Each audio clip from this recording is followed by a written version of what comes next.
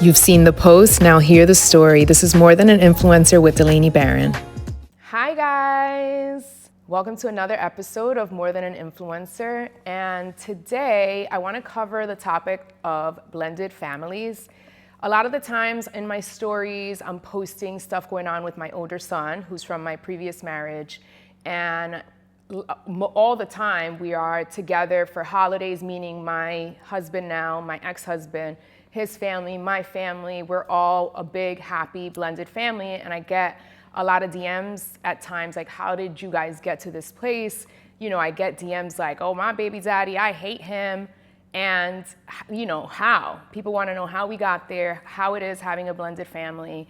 And so I wanted to cover that topic. So today I have a very special guest. She's my friend, she's my sister, Jennifer. She's actually my ex-husband's sister. And we're gonna talk about our blended family and how we got to the place that we got to. Welcome. Ladies and gentlemen, this is Jennifer. Hi. Hi. I'm so excited to be here. I'm so excited to have you, sis. Cheers. Cheers to This is water, guys. sisterhood. All right, I'm gonna whip out my phone as I usually do just to make sure I cover all the things.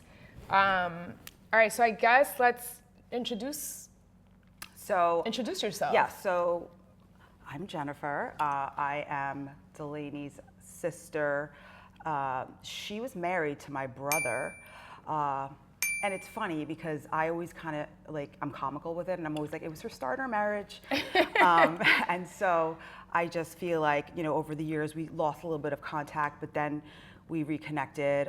We all have kids. We all just want our kids to be really happy. And I'm also very, very close to your mom and dad. After I lost my parents, your parents really became my parents. Yeah, so. Because you said that there was a moment of disconnect, and just so that people are aware why there was a disconnection, we got a divorce, and a lot of times in divorces, people get hurt, you know, people separate, and it was like she didn't do anything to me, I didn't do anything to her, nobody did anything to each other. It was just like the normal, you know, situation happens when people get a divorce. But once everybody was healed and knew that the kids are the most important thing, we just all reconnected. Like, yeah, for sure. And I want to say this, that even in the process of the both of you deciding to end the marriage, it was literally around the time I was getting married, and you were still in my wedding. Yes.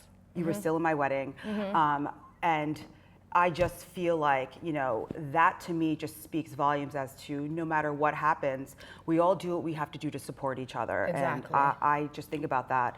And it's like sometimes you have these wedding pictures, you're like, oh, but I don't feel like that at all. I love all my wedding pictures. It's just another part of like our story. I went to lunch the other day with girls that don't really know anything about me, and so sometimes these things come out like, oh, my first marriage, they're like, oh my god, you were married. And so then I start getting into like, yeah, I was married at 23, divorced by 26, then I remarried. They're like, Jesus, you have lived so many lives. And I'm like, yeah, but it's nice to have you and Derek and all of us, because we've kind of seen each other through each phase.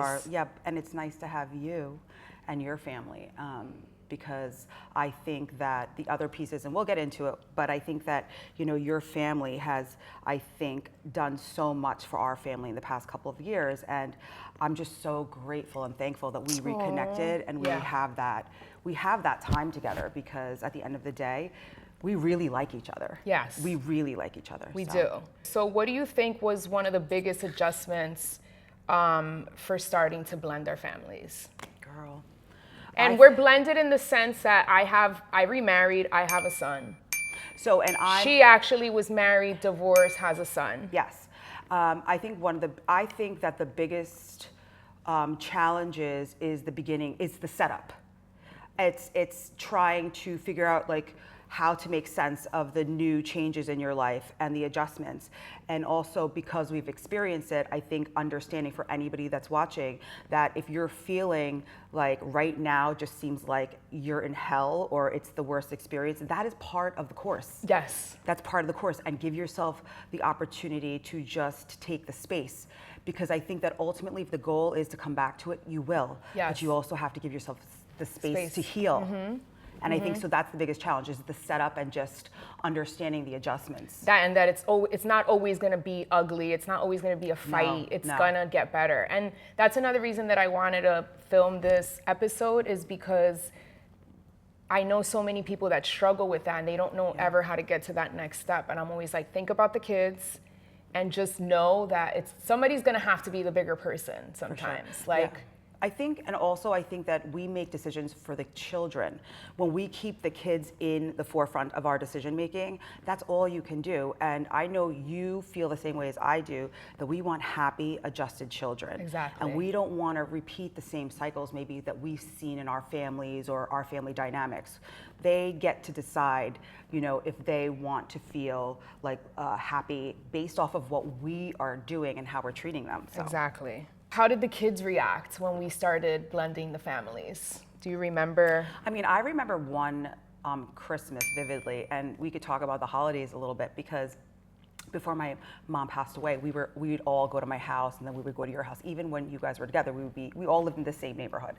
I just remember vividly Julian was very quiet, very shy, but the minute that you and Todd came over and you guys were sitting across the table from Derek and Tara, my parents were there, I was there, Julian was like locked in. Yeah. Like Julian was so happy. Yeah. Julian was like, didn't move. He wasn't on his phone. No. He was just like sitting, so chilling. Happy. And I have sitting a picture. At the table. I know, he was sitting at the table and his mom's there, his dad's there, his step-parents are there. Everybody's together and happy and we're all laughing. Yeah. And you could just see him light up. Yeah, and I'm getting like goosebumps thinking about it. Because I just feel like that's what it's all about. No, after that, seeing how, because we had birthdays together already by that point. We've done stuff together, but I think the holidays were tricky because it would be like, okay, morning, you're with me. Afternoon, you're with dad. Yeah. And he always had to be the one going back and forth. And then when we just decided, no, we're gonna come over, we're gonna move for him, he was so happy. And that made me be like, we always have to do this. Yeah, and I think that that's so important. It's funny that you say that, the movement, because I think going back to those challenges, we don't think about the challenges for the kids sometimes, and I think that is the biggest. I know for Sebastian, that he remembers that. He remembered there was one day when I went back to school, I went to graduate school, and he was literally at 4 homes by the time he got home in, 7 o'clock, 8 o'clock, and he was like, that really sucked. Yeah. And so, but again, that's also speaking volumes to all of our family members. I mean, every house that he went to was a family member's house. So it wasn't it takes a village to be able to allow us to thrive and for the kids to thrive. Yeah. Do you have a story that shows how our families or kids bonded in a beautiful way? Yes, it's always surrounding the holidays. Do you remember, I think it was not last Christmas, but the Christmas before, my brother decided to have everybody at the house. Yes. So to me, that was like the most beautiful thing. And just to kind of give context, it was your family from DR came, your parents were at my brother's house. And then my siblings, their kids. Yes. Your, also Tara, which is my brother's wife, her family, and my ex-husband and his family were there. So it was literally everybody was together. It was actually amazing. And I think there were over 50 people in the house. Yes. We were playing games, drinking, having fun. Nobody wanted to leave. The kids were out in their Christmas pajamas, and everybody was just it was so much fun. It was just like an amazing Christmas. I know, that was really a fun. It was a lot for Derek to host that many people, but it was worth it. I think. Speaking for Derek. I know, we're like, are we coming back this year? But it was great. And I think that was a really beautiful memory. Yeah. For sure. I love that too. All right, what's been one of the hardest parts of navigating a blended family? So I think that I could speak on 2 separate things. Number one, I think it's, again, the beginning stages, but also when people have differences in opinions, because we're not going to sit here and say it was easy. No. Because I'm telling you, at least once a month, there's like a wrinkle. There's always something that's happening where I have to iron it out. And I think it's learning when to take a step back and learning what battles to fight and what battles to not fight. Because there's been many times I've called you and I've said, I'm pissed off at my ex-husband for A, B, and C. And you're like, I'm concerned about Julian, and this with maybe Derek. And listen, it's normal life. We have conflict. Yeah. But I think that's hard. It's like challenging because there's so many people in the mix that sometimes people have very different parenting styles as well. Right. And that's hard. And learning how to adjust or learning how to like pick battles. Like what's one thing that you're just going to let dad deal with or go, and what's one thing that I'm not going to let go. Yeah. And I think communication is key. Like, if I'm pissed and I'm about to send a text message to Derek about Julian, or I'm sure on his end, like I just stop. I'm like, no, let me just pick up the phone, let me call him, and like, let's just talk about this together. And for the most part, me and Derek get along amazing. Like we just always communicate. If he gets annoyed at something, or like we have a teenager who gets tickets and his cars and he's expensive, and it's like, we both have to just be like, dude, this kid cost me this much money. He got another ticket. Like, who's going to pay for this? Like, we're never fighting each other. We're just venting. And then like, all right, I'll take this. You take that. Just communication is key, I think, with like running a smooth, I agree, as possible blended family. And I also think that if you being divorced or being married, you would still be having those conversations. Exactly. They're the same conversations whether you are in a marriage or not. It's just different.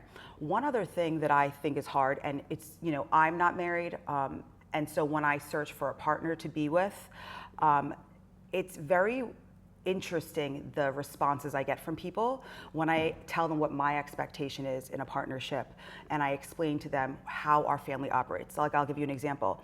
Since my son has been born, he has never gone one Christmas morning. It's all surrounded around Christmas. But he's not gone one Christmas morning where his both parents have not been there to open gifts with him. And he's 15 years old. That is exactly how it is. His wife, who I adore, is so supportive of that. But sometimes that's hard for people that I date. 100%. Like, part of our blended family dynamics on all fronts is the spouse. Like it's not an easy thing to ask my husband, like, we're doing, the holidays together. Like, we're doing, all these things together all the time. I mean, we go on vacation together. So Todd, he's totally fine and cool. But I mean, I even think about it for myself. Like, what if it was me? Like, and Todd had this blended family, and I have to now share my holidays with this other family. And I have to, be cool with the in-laws.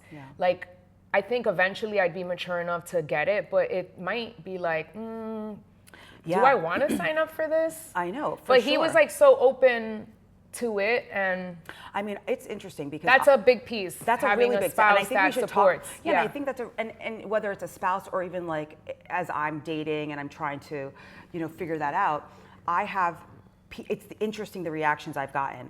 One reaction was, there were some that were negative. There were some that were people don't want to judgmental. deal with it. There are some that were like, that's weird.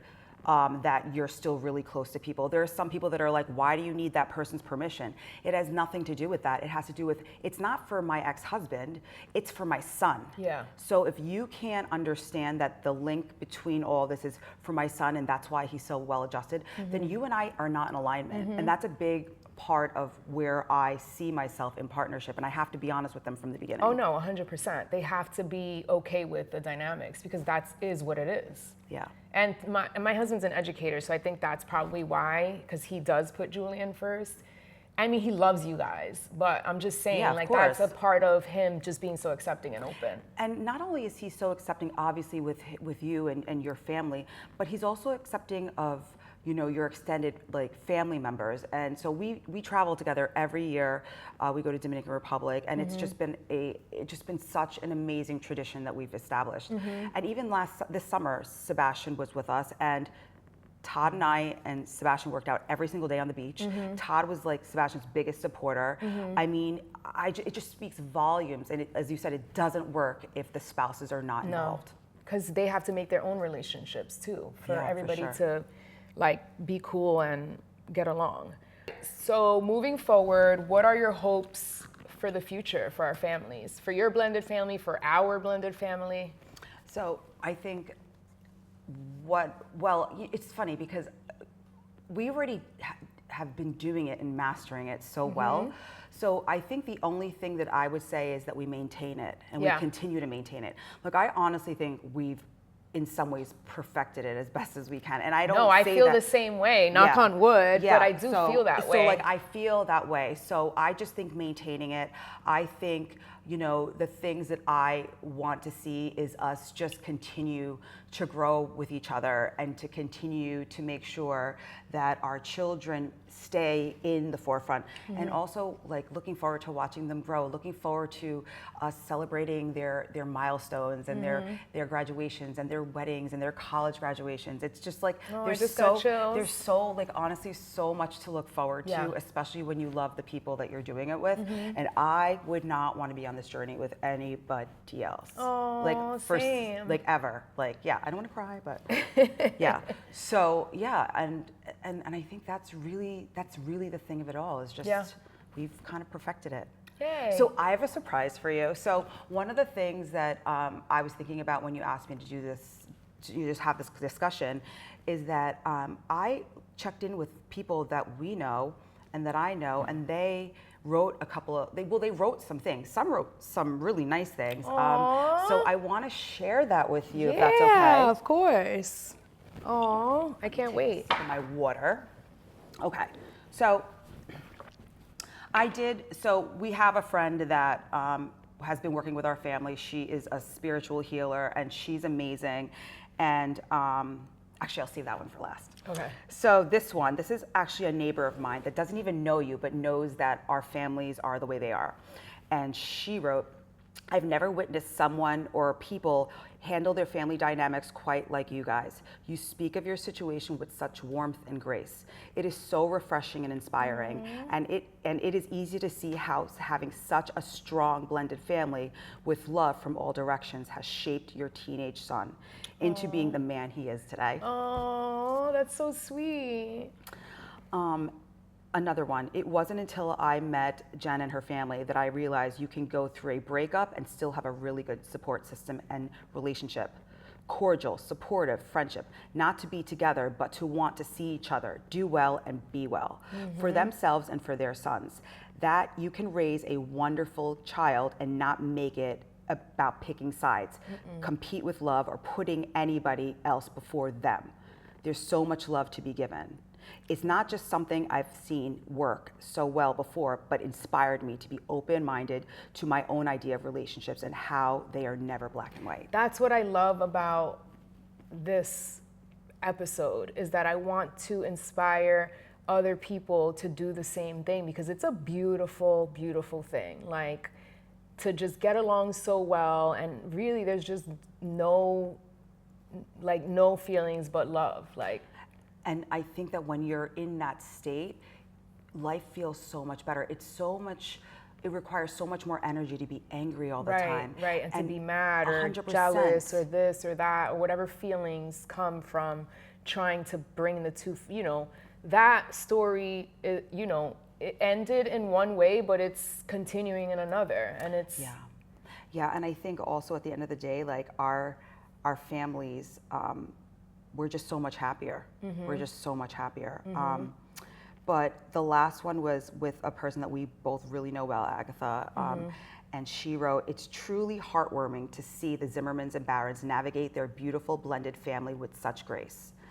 There's something incredibly inspiring about watching co-parents prioritize their children's well-being while genuinely enjoying and supporting one another. Oh, it's so true. That's exactly... Especially just going back to we all support you, you support everybody else that is doing things or in great spaces. And I think what we don't support is the nonsense. Yeah. There's no nonsense anymore. No. And we will tell each other. Yeah, if there's any... girl, stop it. If there's any feelings about anything, we just talk. Yeah, and it's okay. And sometimes we don't want to hear it, but it's important that we're honest with each other. Yeah. So communication is key. Yep. All right, how should I close this out? Wait, let me see my little notes. That was so good, Jen. What message do you want viewers to take away about love, patience, and creating family in a non-traditional way? Should I ask you that? Should you close it? Or should I? Do you want me to do it? So I have a question for you. I'll Okay, say, well, why right? don't we Can do that? Yeah. This is what I did. All right. So Wait. can I read it? Oh, you want to read? I Okay, can't okay, remember it. All right, the closing. Okay. So I have a question for you. Okay. What's one message you want viewers to take away about love, patience, and creating family in non-traditional ways? What message do I want people to take from what?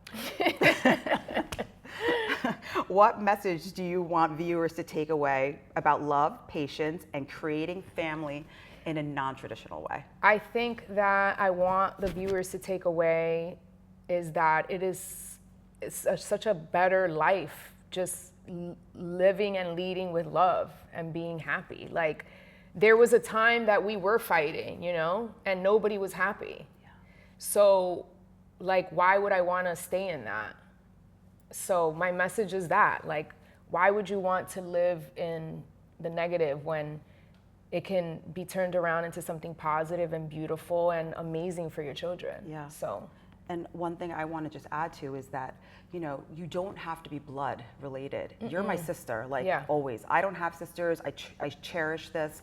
And sometimes in life, when life kind of falls apart and you think that this is not it for you, because we don't always have to align with our families. We get to choose who those people are in our lives. 100%. And so I make a conscious choice to always water our family relationships, and I think it's important. So yeah. All right, guys, thank you. I hope this inspires you to work through whatever situations you guys have with your families or exes, whatever.